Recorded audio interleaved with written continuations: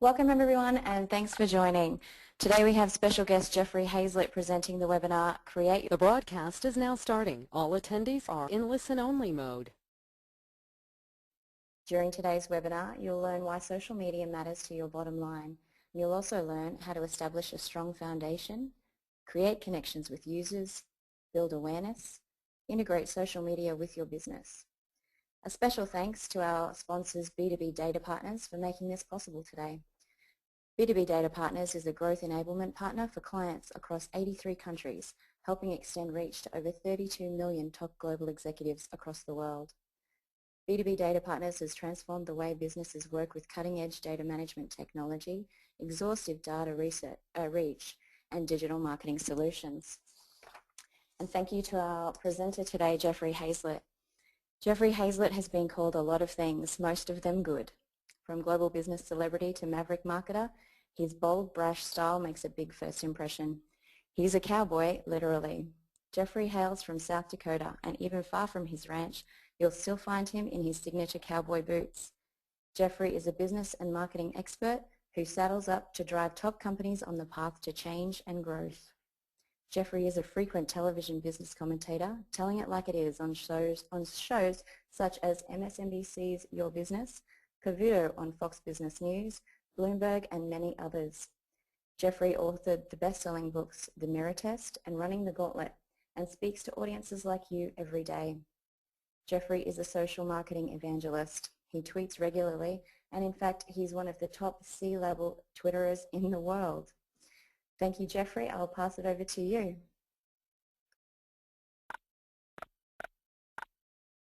Fantastic. Thanks very much, Christy. As we pull the slides up, and we'll be able to make a presentation and be able to show that. Okay, I don't know that I can see all the slides showing at this point, so let me just double check here. We always love to do these things. I'm not seeing the slides up, so just double checking with everybody. 1 second here, you bear with me to make sure that we're seeing the slides. Okay. I want to make sure if you're not seeing the slides, I'd like the organizers to make sure that they let me know. Make sure that they're seeing them, because I'm not seeing them on my side. Okay, so it looks like you guys are seeing them. I'm not, so we're just going to go and move this off of my memory, which will be great. Fantastic. Thanks very much, and thanks everybody for joining me. I'm coming to you live from New York, but I know that we've got people from all over the world. I even saw some folks from India joining with us, and folks from California, folks from Canada, folks from even my home state of South Dakota, and we appreciate you being a part of it. I want to also thank B2B Data Partners for all they're doing to sponsor this webinar, and to talk a little bit about their services as we kind of go along, but these guys are great. And if you have questions as we go along, we've got some hashtags which I'll point out from time to time to let you know exactly what's cooking. But if you look on the very bottom of the slide, you'll see that hashtag, which is Social Sphere. Social Sphere, tag a question to me with that hashtag, and we'll be following it, and we'll be glad to answer your questions as we go. So let's talk about, first of all, what's social media. I mean, everybody's been talking about this, and it's become the buzzword for everyone in business today about what works and what doesn't work. Social media's been around for a long, long time. It's that interactive communication from people inside of communities. So it's a great way to be able to communicate to your communities, to share information, ideas, personal message, and other content, and especially videos. We'll talk a little bit about that in terms of the kinds of content that's really viewable and that people interact with. And I'll talk about even my own fan base, which ones they interact with the most as we go through. So changes are occurring in communication, and they've been doing it from the dawn of time. I mean, you can go all the way back to when the newspaper was first invented, radio, television. If you remember the CB radio craze, to tweeting, to what we're seeing in social media. And it's really changed the way in which we are delivering information, the way in which we do our advertising and sales, and certainly around the production and distribution of messages. And so today we're being inundated with messages. We've really got between us this whole select and delete kind of mentality going on. In fact, I tell my folks is you better make sure that it fits inside the window of an iPhone or a BlackBerry, because that's really the only thing I'm going to read.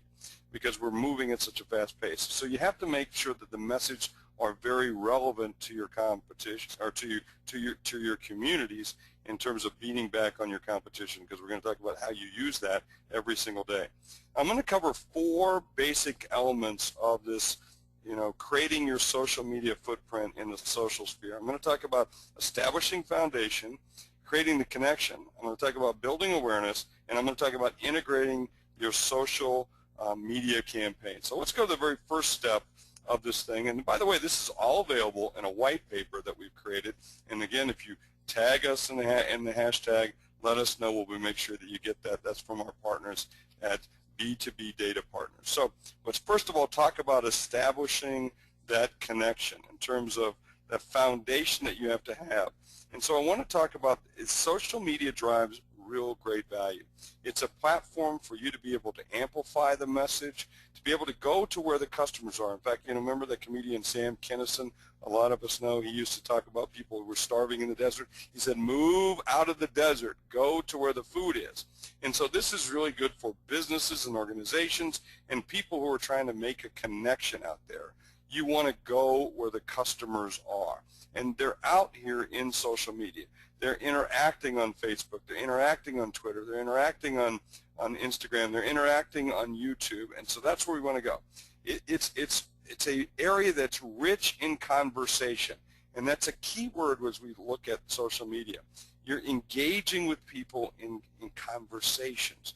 You're not there to vomit up information or to take a megaphone and say, come see me, or come buy my product or this. What you want to do is engage and make it natural, just as though you were sitting in someone's porch or sitting in their car or sitting across the desk with them. That's what you want to be. Now, the cool thing about social media, there's a low barrier to cost and entry. And even the smallest players can look like the biggest brands in the world. And, of course, when we talk about social media, we're all talking about something that's very fast. It is very speedy at this point in terms of how we can interact, and it's getting faster and faster as we go. Now, as you make this footprint, you establish this foundation, you can also be seen as a leader in your industry. And there's a whole host of people that I can point to that I can use as examples of that, but it's a great way for you to be able to get super brand association and being connected with other brands and delivering that. And I'm going to talk about the value of a brand a little bit later on.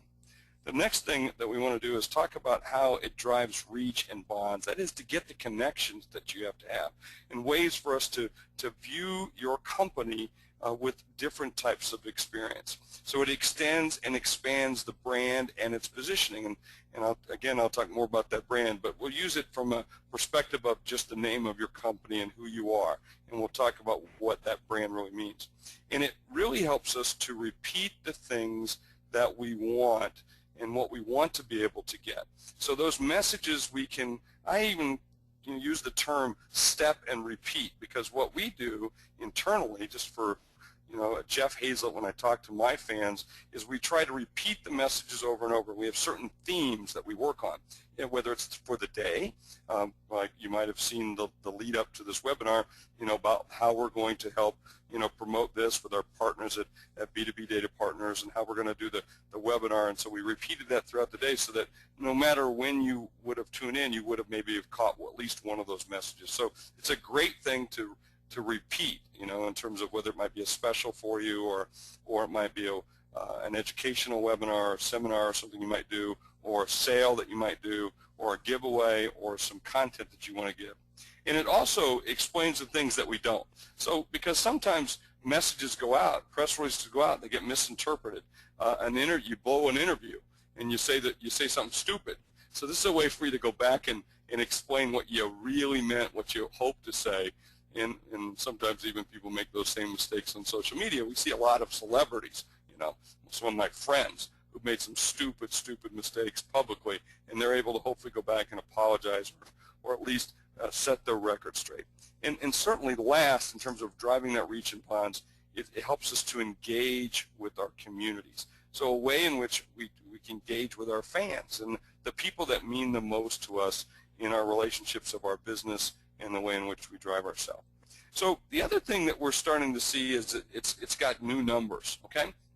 Now, as a marketer, and I've run, marketing for a Fortune 100 company with, $17 billion budgets, and I've run companies in very small or small footprints or small companies in my own home state of Sioux Falls, South Dakota, and some have made it good and some have made it bad. But what I find is when I was doing that marketing for some of those companies in the past, we really focused on the old model, which was eyeballs and ears. We cared more about the numbers. And I'm telling you, this is a game where you don't really pay attention to the numbers. Now, certainly you want fans, you want people to engage, you want those likes. We all look for that. How many do we got today? And we measure some of those aspects of our success based on those numbers. But really, this is a game about winning hearts and minds. And so even when I was running marketing for a Fortune 100 company, my team would say, well, let's go out and get 1 million or 2 million followers. And I said, whoa, stop. Guys, let's don't play that game. Because it's my belief is that as fast as they come to you is as fast as they will leave you. So really, again, you want to build up fans that truly have deep reach. Because if you're going to use partners, say like B2B data partners, to go out and find other people and build those relationships, you want to keep those relationships. And I think that's pretty cool.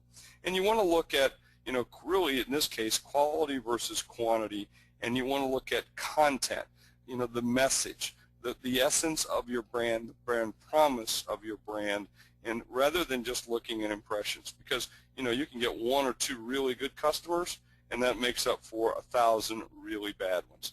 And again, you saw in one of the points here, the third one down, I talk about the step and repeat process, about how we want to look forward at how we take something that's good news or a piece of information or a piece of content, and how do we step and repeat that, which again gives us our reverb that we talk about, which is the message and followers or friends, and their messages, or that message gets repeated to their followers and friends and BFFs and everybody else. Then we get that reverb, so it keeps going.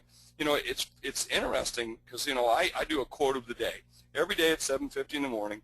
I send out a quote of the day, and I kind of queue those up. I'll give you a hint. I don't just do them every day. I look through and find an interesting bullet pull bunch, and then I save them up, and then I kind of program them into my Hootsuite. That's what I use to kind of program some of that stuff, and I send it out. And listen, and I see quotes that come back. Then I go like, when did I send that one out? And I go back and look, and it was 2, 3, 4 months ago. And someone's just now seeing that quote. Maybe they're just only check their Twitter every so often or Facebook every so often, but who cares?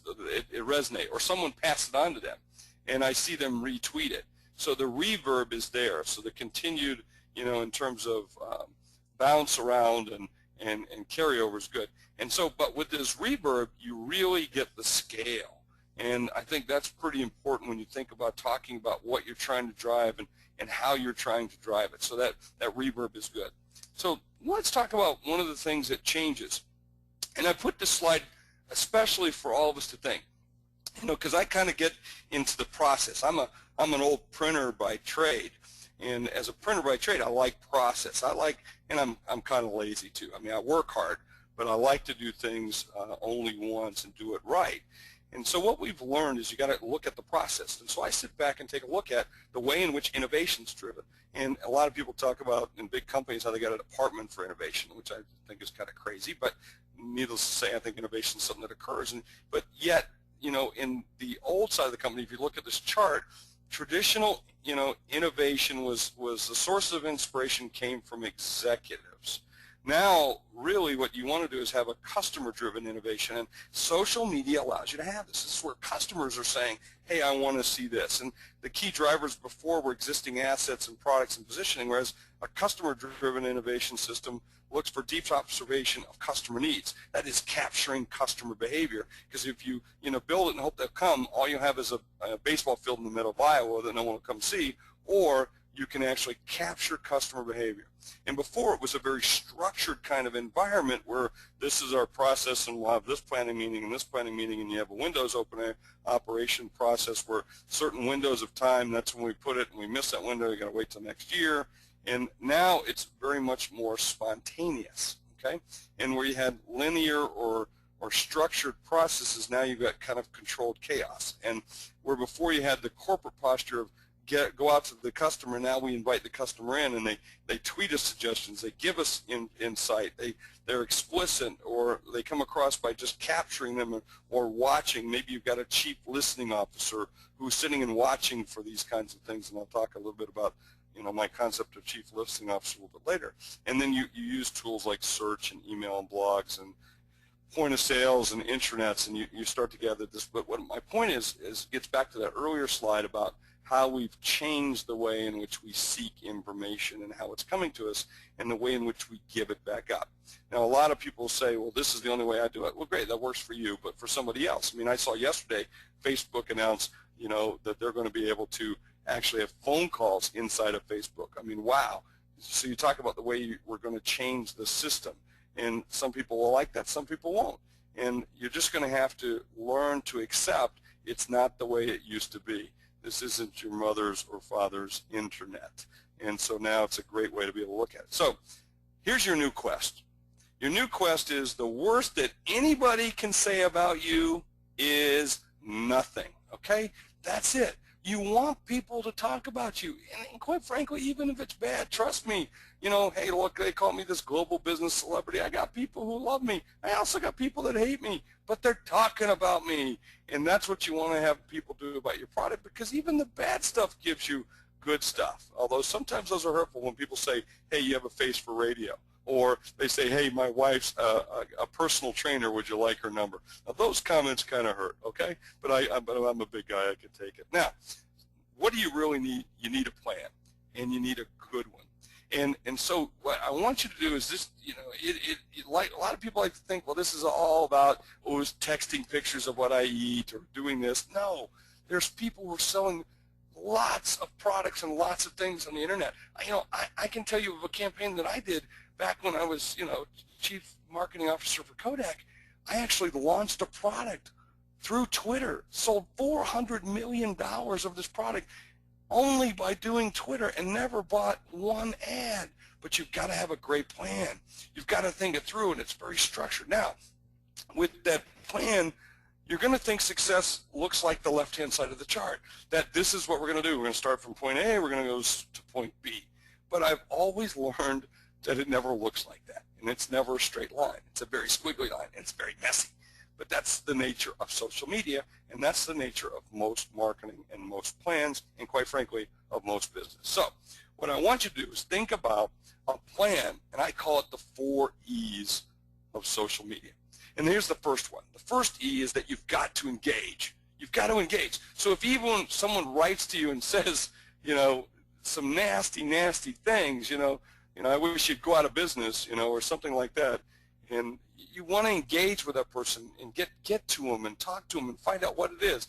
And I've had some people, literally, because when you're a public figure, you're a celebrity, people will actually come and say, and like I said before, some very mean things, or they'll criticize you openly, and that's just the nature of what happens online, or the digital nature of communications today. It's much more direct, and sometimes they don't mean to be mean, but they're just saying the way they say it, and they just spit it out. So, but I've always learned to, even the negative people, I engage with them. And by engaging, either positively or negatively, I learn, I educate. So they educate me, and I educate them. And through this education, what we do is we get excited.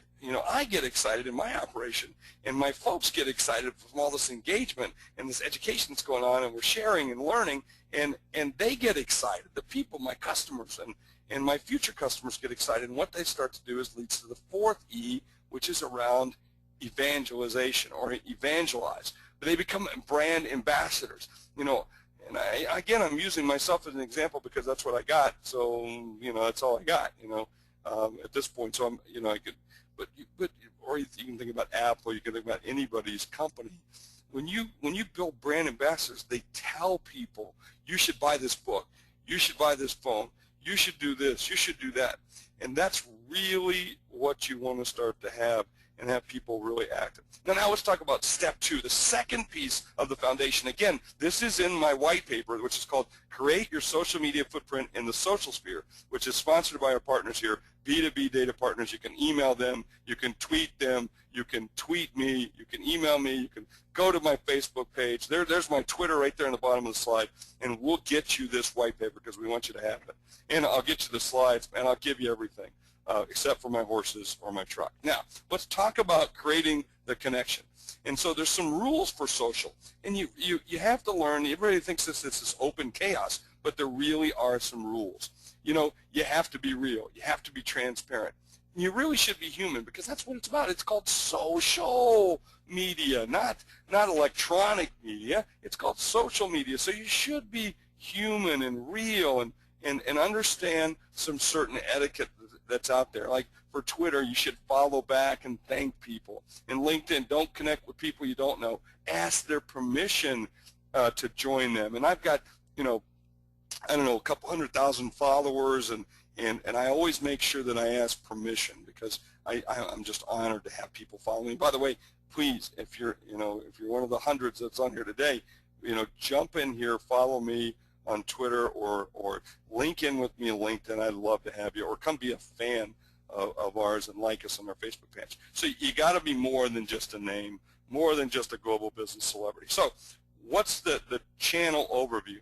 Let's think about this. Now, my daughter actually gave me the kind of the outline of this, which I want to talk about, and I want you to think about how would I describe LinkedIn, Twitter, Facebook, YouTube, and I could describe more, but let's just take those 4 fundamental ones because those are the main ones. Now, some people say, well, Jeff, where's Google+? I mean, there's a lot of people on it. I just see a lot of people using it, and for right now, let's just take these 4. So let's take the first one, and I'll even show you my LinkedIn profile. You want to look at LinkedIn as kind of like your sign on Main Street. This is like your business card on Main Street. And it's surprising how many business people and owners that I find that aren't on LinkedIn. Are you crazy? You got to get on LinkedIn. So that's your business card, your sign on Main Street. Then there's Twitter, and Twitter is kind of like, oh, it's like you're sitting on your front porch and you got a megaphone, or people drive by or they walk by on the sidewalk and you kind of shout at them like, hey, how you doing? Stop by for a second. You get a quick view, only 140 characters worth, but it's a quick snapshot, and then they drive on. You don't stop, keep moving, and then you go to the next topic or the next item. And then you go and look at like Facebook. And Facebook, you know, to me, that I describe Facebook as kind of like the people you invite into your living room. It's much more social, much more intimate, and so you want to take on the, you know, even though I might have 25,000 fans or likes or friends, as they say, it's really about that intimate conversation. And then you've got YouTube, which is really your personal on-demand television station. So this is where you can post things in your brand, about your brand, or action, and you comment and have some fun and do some different things. So those are the way I would describe the channels. Now, let's talk about step 3, which is building awareness. And I've got a chart in this next slide, which I think is just awesome, because this chart really shows how you can influence your customers and increase brand awareness through social media. It shows how a customer gets brand information from the social networking sites and make, in this case, her desired product purchases. And it also shows how brand awareness can be created through active social media marketing strategies. So you get these slides, and it's in, actually this is in the white paper. So with the time that we've got, I want you to spend a little bit more time reading the white paper and finding out how you can do this, but you can show how one action of how someone is looking to buy a dishwasher, and then all the interaction that can occur between the brand, the customer, consumer, and the social network, and how others like friends influence that purchase. So I want you to think about why you're in this game. You know, what is it you're doing, the things you're doing, and how you're doing it, and the way in which you're starting to do it. And you can't do this overnight. You have to have substance. You have to have conditions of satisfaction. And so I want you to think about your brand, because let me tell you, folks, if you suck offline, you're going to suck online, okay? So you can write that down. That's a tweetable quote from Jeffrey Hazlett. If you suck offline, you will suck online. So I want you to think about what is a brand. Now, brand is 2 things. First of all, it's something that we always put on a cow and occasionally a horse. It's what us cowboys have used for years to identify our property, to show what we own out in the pastures when we turn our cows loose and we bring them back so we can identify them. So it's the iconic representation of ownership on the side of a bovine. Okay? So that's really where the word brand came from that cowboy lore and cowboy terminology that we use, which I think is always smart, you know, but then I'm a cowboy. Now, but it's really about promises delivered. And it's about what is the promise that you're trying to deliver to your customer.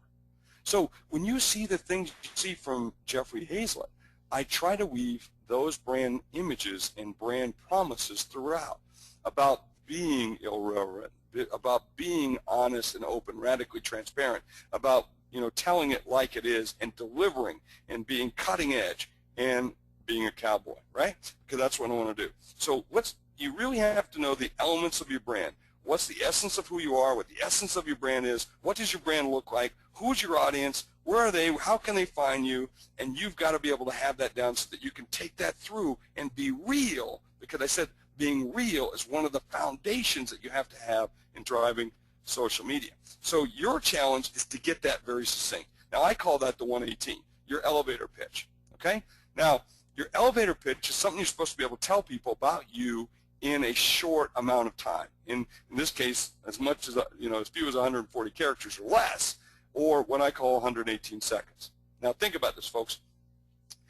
118 seconds is what you've got to do to tell your story, and that's all you've got. That's all the time that you have. See, 8 seconds is the average attention span of adult. I know that to be true. I looked it up on the internet. That's true. It's a fact. All right, now, in 110 seconds is the average elevator ride in New York City. From the time you press the button, wait for the doors to open, step on, ride up or ride down, and get off. That's it. See, you have 8 seconds for what I call the hook. That ability to say something that's so provocative that people want to lean in and hear the rest of the message. That's that 8 seconds, that hook. That's that, you know, that's that short attention span. And you've heard it before. You've said something that you've said to somebody before that they liked, and they actually lean into the conversation. They want to hear the rest. And that's where the 110 seconds comes. That's the close. See, that's the value statement. So what's your value? So, and don't say, oh, I work with this company, this company, this company, because the person really doesn't care. Now, they might pretend like they care because they're being nice to you, but they really don't care. What's the value that you can give to that customer? That's your real challenge. So as you think about how you become and you set up your footprint in the social sphere and how you create this social media opportunity for selling and promoting your company or you or your brand, think about the essence of who you are. You've got to have that at the forefront and be true to that message and be honest and real and transparent. Now, let's go to the fourth piece, and we're coming to the big close here in our last 15 minutes that we're going to be here together. I want to talk about integrating social media. Now, look at the slide right there. There's an example of integrating my social media because, look, I've got a hashtag there. I've been telling you about my Twitter handle. There it is, @JeffreyHazlett. I've even pointed out, you know, in a nice way, here's our sponsors, B2B Data Partners. So there's lots of ways that you can integrate your social media. But before you do that, you've really got to monitor, deploy, and act. Now, I'm actually showing you a real live page of our page. I can't believe my team put this slide in here.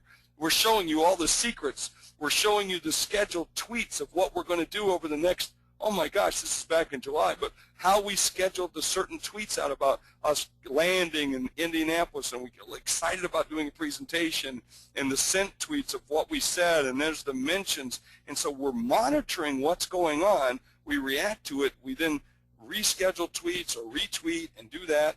And at the same time, we're monitoring other words and other things. And you can even look across the top. You know, there's other ones for other accounts that we're monitoring. Sometimes, I even monitor my competition. And so I even take a look at what they're doing, what they're saying, how they're saying it. Do I want to jump in? So what tool? This is a free tool. Hootsuite. I'm using Hootsuite, but you can use TweetDeck. You can use, there's some paid tools too, like Radiant 6 and many others that you can use, but you got to start. You got to do something. So go get something like this and be able to, start your footprint in the social sphere. Now, let's talk a little bit about when to activate. Now, there's lots of ways that you can look at this, but you know, you want to track your insights. You want to be able to look at things that occur. We know that photographs work really well. People love to see photographs of me when I'm on, like the other night I was on Bloomberg television talking about the privatization or possible private buyout of Dell computers and what Michael Dell was thinking and so forth and so on. Well, so we like to, you know, send out pictures of that because people like to see me backstage. They like to know what's it like backstage, what do they serve in the green room, things like that. So we know that photos attract more comments and likes from 3 p.m. on. Maybe people are just waking up, I don't know. But retweets are more frequent before noon, Monday through Friday.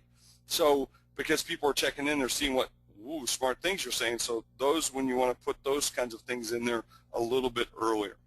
And then highest engagement comes from using hashtags. Now that's on Twitter, so that people can kind of follow along. In fact, you can even look at what the trending items are and sometimes jump in the conversation. I mean, it was fun one night when I was at the Academy Awards, and I was part of the hashtag that was going on, and then I had, you know, literally hundreds of thousands of people retweeting the things I was saying because I was in this, you know, in the Kodak Theater watching what was going on, and my favorite retweet was from Rowan Atkinson, who's Mr. Bean. That was cool. You know, I was pretty excited. I almost jumped up out of the chair, and security almost took me out because Mr. Bean was following me, you know. So you want to be able to take a look at that, and so you want to look at also, if you want to have really good stuff on YouTube, you know, do something that's funny. So the other thing is you want to look at some social advertising. We use advertising on Facebook. We found it to be very, very effective for us. And we do some on LinkedIn, and we do some things in some other platforms, but we have found Facebook advertising to probably be one of the better things, especially, and we're a small business, for small business, so you might want to take a look at that. And using color, you need to have a real strong call to action. Clear brand positioning, you see how we use the photographs and very stark action-oriented kinds of images. And we try to give something back where we have people where you can sign up for something or take action, because you want to try to hook them into your community to get followers and friends. And so we find out that the ROI is really around the brand awareness, the community engagement, and building your network. In fact, some people say, well, what's your ROI? So, well, you know, in terms of your return on investment. And I always tell people, say, well, I don't know, what's your return on ignoring?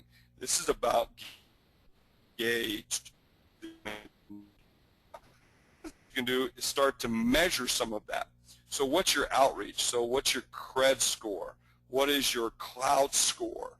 And so, you know, like, there's mine, and that's actually one of the highest in social media. It's 859 in terms of influence, which means I have a deep community that really, you know, listens to what I say, and we're very interactive with one another. And you can see out of a scale of 12, I'm high on the outreach, which means I really like to retweet to other people, talk to other people, and share information. So, you know, we're very proud of those things. And even my clout score is, I think, 76, which is a very, very high on a clout score. So again, think about what your influence and outreach, and think about what you want to measure. You know, and I think that's important. We measure our growth in terms of the number of Twitter followers, the number of people who watch our videos on YouTube, and the length and so forth.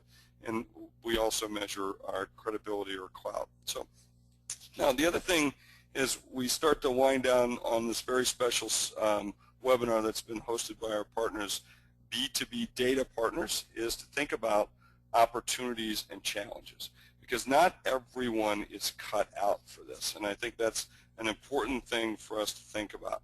Not everyone should be doing this. Now, and I'm talking about people, not business. I think every business should be doing it. You got customers, you got friends, you got people that like you, so you want to make sure that you are doing it. But when I'm talking about who should be doing it, you know, you probably don't want the crankiest guy in the operation being the person.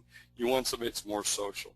You want somebody that feels as though they can engage with you. Because, again, remember what the brand is. It's a living, breathing organization. And at the same time, some people say, well, I want to control what it is about my brand. Well, you can't control it. You've never had control of the brand. Your customers have control of your brand. And so what you want to do is, again, what's the worst thing anyone could say about you? That's right, nothing. You want people talking about you continually.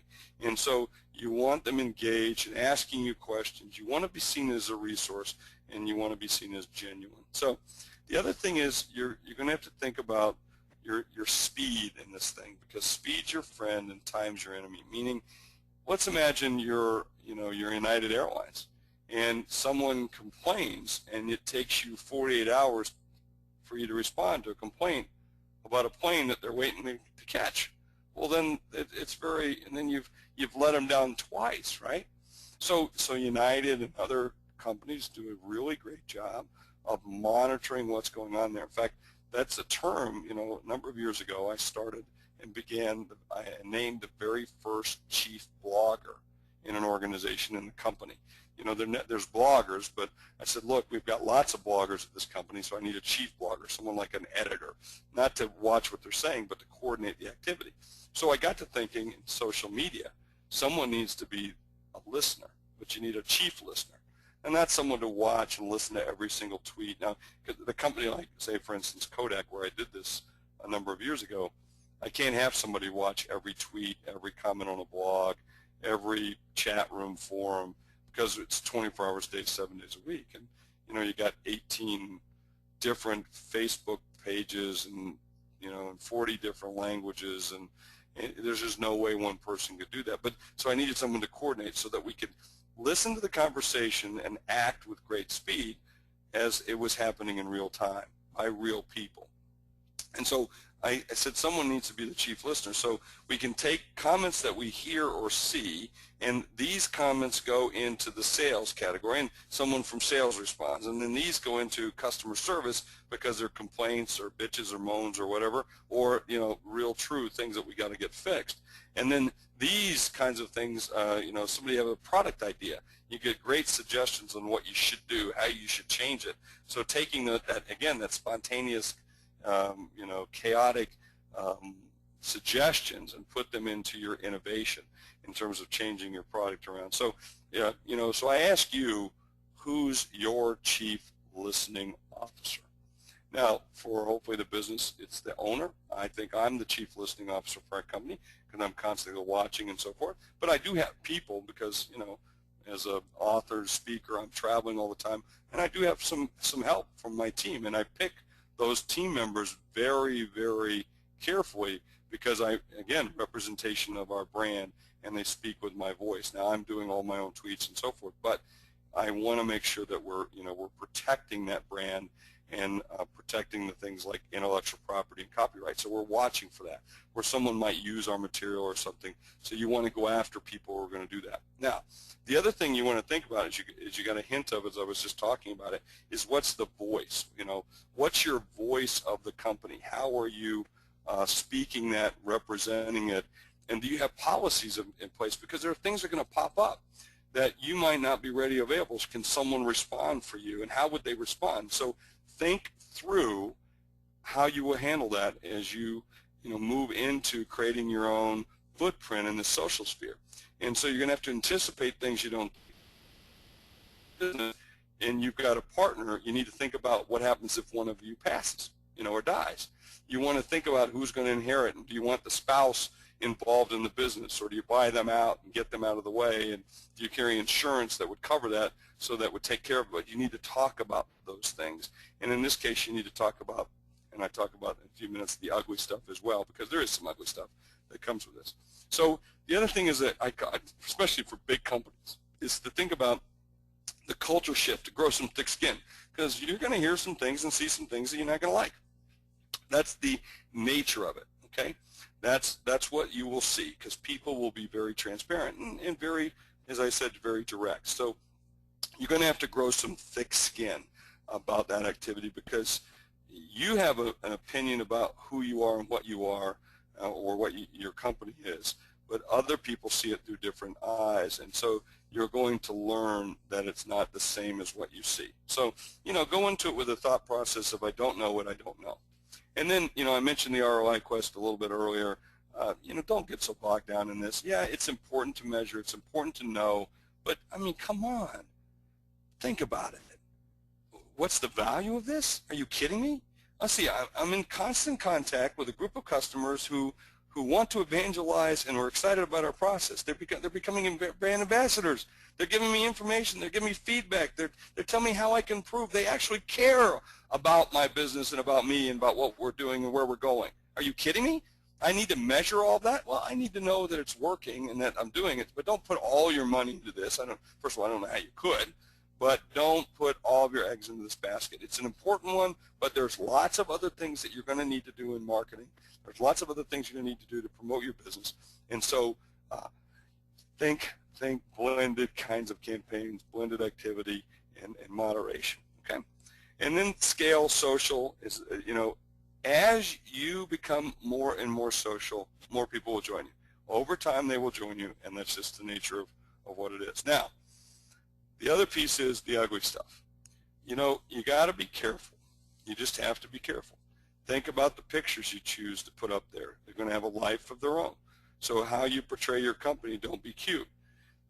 Be careful about the personal information that you might share. There are some bad people out there. I mentioned this when I was at my former company. We had a woman by the name of Tina who was doing this for us, one of the key people on our social media. And she had like 50 men who were following her who only followed women named Tina. And I don't care who you are. That's just weird, right? So don't tweet that you're in a hotel alone, at such and such hotel, or you're at home alone. Don't do those things. I'm telling you, people will find you. They will stalk you. They will track you down. I've had it numerous times in airports and hotels and so forth. So what I want you to do is be smart, okay? Which is one of the things I think we want to talk about. Now, the last but not least, I want to tell you, hey, notice the competition. You remember Snow White? One of the greatest classic children's stories of all times. Snow White said it best, mirror, mirror, who on the wall, who's the fairest of them all? Well, it's you, but I also want to know who is my competitor. So you're only as strong as your best competitor. So go look at your competitors. What are they doing? How are they doing it? How do you compare? What are the things that they do really good? What do they do really bad? What are your strengths and weaknesses, and how can you capitalize on that? I don't want you to spend too much time on this, but I do want to follow it. I follow my competition. Certainly when I was fighting Big Inc. a number of years ago, and I would track what they were saying and what they were doing and know those kinds of things. I think that's real important for us to be able to do. So the next slide that I want to show you is how do you get this white paper, okay? And there's the address right there, but you can also make sure that you can reach me out on this on the hashtag SocialSphere. You can send me a direct tweet at Jeffrey Hazlett, or come see me on my Facebook page. I'm going to be going, I post stuff up there all the time, and it's a great way for us to communicate and have conversations. And then, hey, if you're ever in New York or in San Francisco or LA or Sioux Falls, South Dakota, because we have offices in those places, I hope you look me up. And don't forget our good friends at B2B Data Partners for sponsoring this, doing this. We use them. They help me find lists of customers. They help me get into direct contacts with more fans. They help me to pull together a lot more things that I can use in my social media. That's much more to go to their site. I've been working with them for this last year, and I really am excited about what they do and how they do things. And we're glad that they're a sponsor with us. And more importantly, as you see their name, they're our data partner, and we love them, and they help us in our B2B work. So they can help you. And so that's it. That's all we got for today. I want to thank everybody for being a part of this. I noticed that we had everybody stick with us. No one left. The numbers are still good, and so I'm excited by that, and I hope you got a lot out of it. If you need anything, hey, tell me the good, the bad, and the ugly, and we'll do our best to even make it even more fun next time. But we want to thank you, and thanks again to our folks at B2B Data Partners. And don't forget to download the white paper. Don't forget to reach out to us. Okay, they're telling me I got to go.